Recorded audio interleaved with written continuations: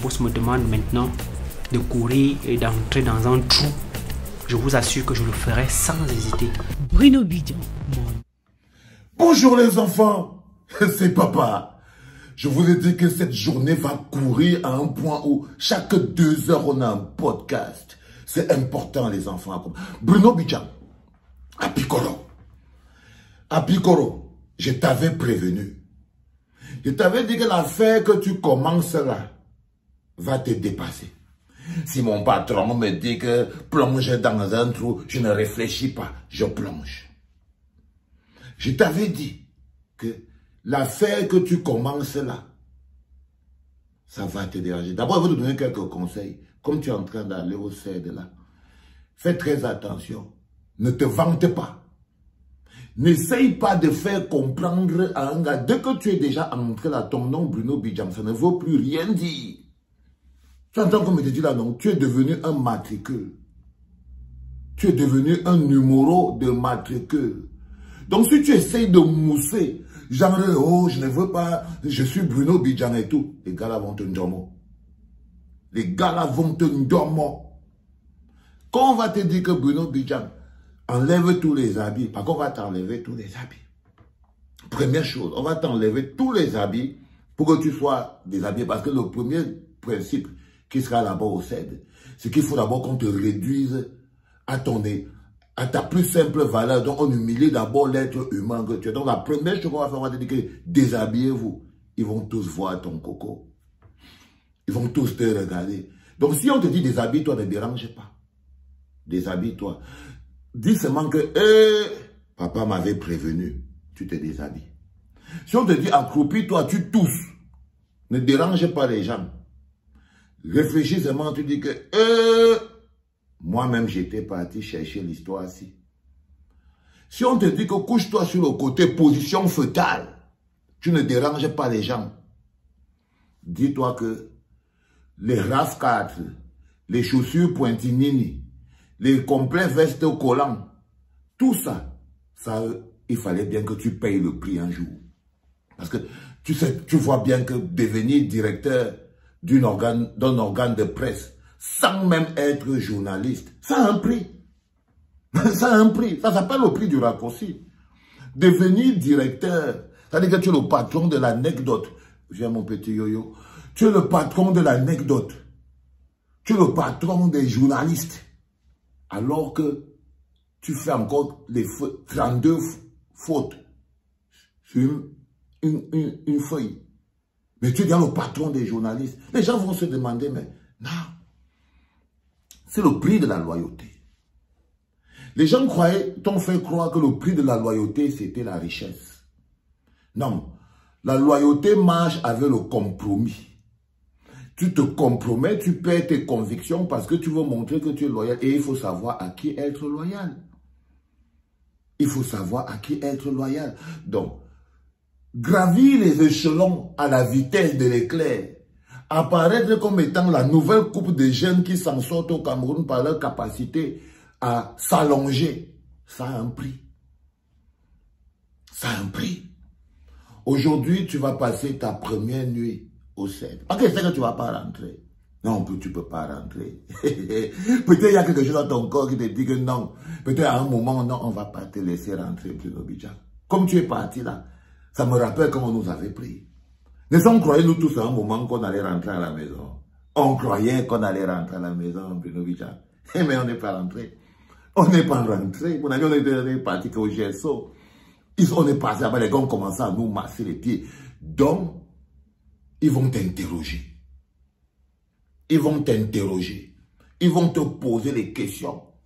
Qu'au moment où Martinez Zogo était au sous-sol de l'immeuble Camp, toi tu étais où? C'est là que tu vas savoir ta loyauté là-bas. On va te poser cette question. Si le Zomlord dit qu'il n'était pas là-bas, tu vas devoir toi-même choisir. Soit tu dis aussi que toi tu étais avec le Zomlord. Hein? Mais on va te poser la question là, que tu étais où? Les gens que tu as appelés partout ici en Europe pour leur donner l'argent, parce que tu as appelé un petit groupe de Canada pour leur donner l'argent, pour qu'ils parlent pour défendre Amogo Belling, on va te demander que ton rôle c'était quoi? De dénaturer l'information, de troubler l'opinion. Les gens à qui tu donnais de l'argent là, on va tout te retracer. Donc, les gars vont te traiter à Piccolo. Ils vont te traiter. Ils vont te traiter. Tu vas servir d'exemple. Tu sais la personne qui devait être à ta place là, Piccolo. La personne qui devait être à ta place là, c'était Ernest Obama. La personne qui devait être là, mais lui, ça va lui arriver ailleurs. Lui, ça va lui arriver ailleurs.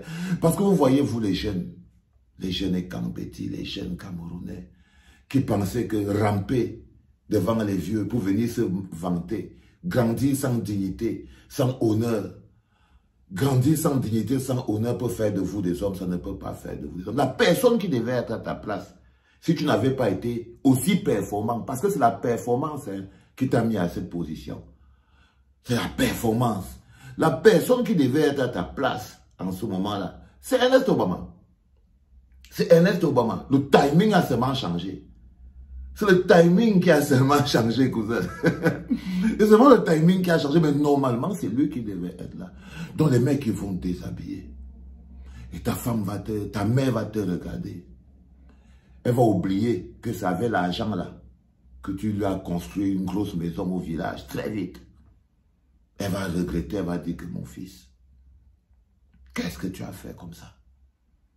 Maintenant, il va falloir savoir quel est le sentiment qui t'anime. Tu sais, nous, quand on nous avait arrêtés et que nos parents venaient nous dire que mon fils, qu'est-ce que tu as fait comme ça?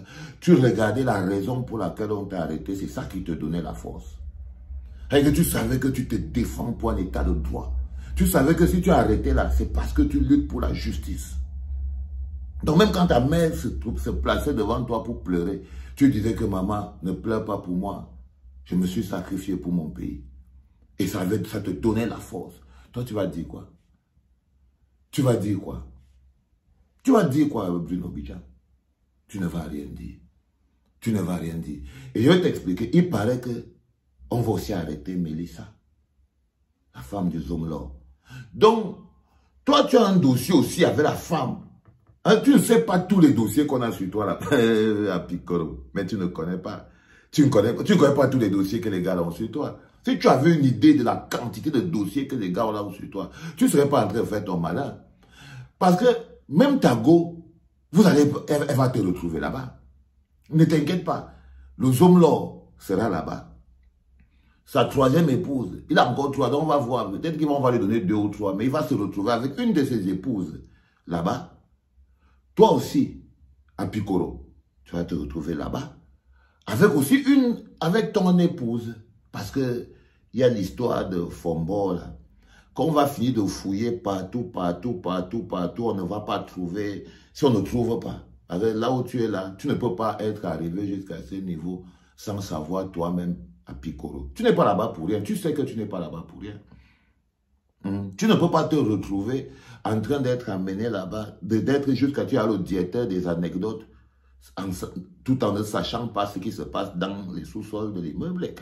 C'est-à-dire que c'est un peu comme Eco. On lui dit que non, tu ne peux pas nous dire que ton patron des opérations, hein, ton commandant en chef, tu ne peux pas nous dire que lui, il a travaillé dans ton bureau. Il a utilisé tes éléments. Toi, tu es le patron du renseignement, mais tu n'étais pas au courant.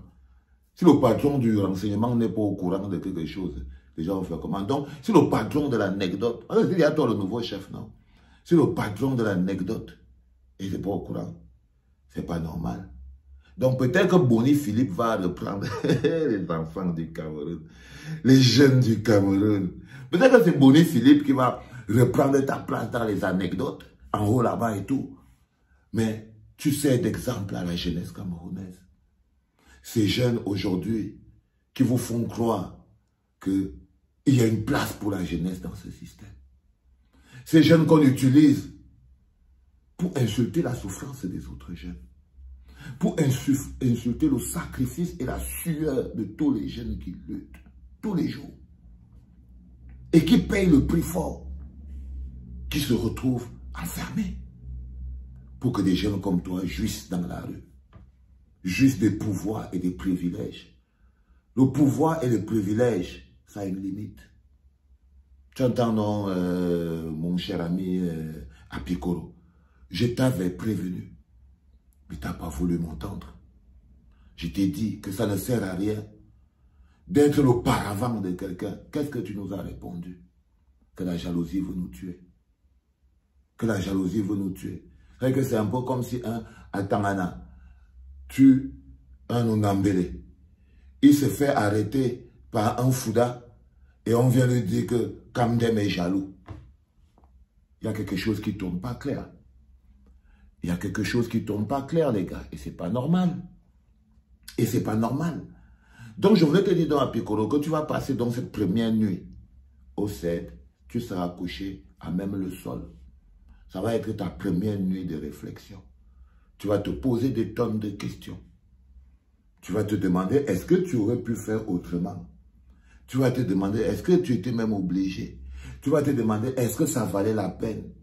La grosse maison, très vite, qu'un type n'est pas encore journaliste, mais la grosse maison, très vite, les grosses voitures, très vite, les maisons pour maman, le moussage et tout et tout. Quand toi-même, tu as vu que tu es devenu journaliste, patron des journalistes, sans être journaliste, tu as d'abord compris que non, tu avais déjà pris une autre route. Tu avais déjà pris une autre route. Et c'est la route là qui t'amène directement là où tu es en ce moment. Je voulais m'attarder, les enfants, pour ce premier, encore peut-être podcast in the middle, parce qu'il y aura beaucoup aujourd'hui. Aujourd'hui, c'est la journée des breaking news sur mon premier candidat, le candidat à Piccolo. Les enfants, sentez l'aide de la justice dans le cœur et l'esprit du peuple. Je vous ai dit, cette victoire, on en a besoin. On a besoin de cette victoire. Les enfants, c'était papa.